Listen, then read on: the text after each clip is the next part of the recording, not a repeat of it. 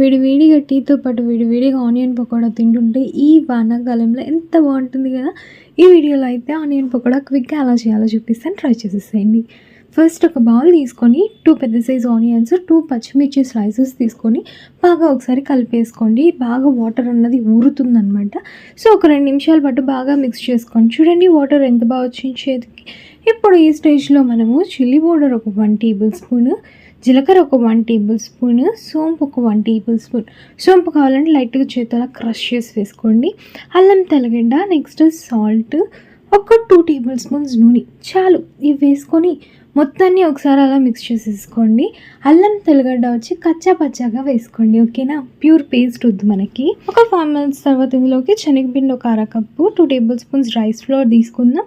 కొంచెం curry leaves cut చేసుకొని వేసేసుకొని మిక్స్ చేసేసుకోండి.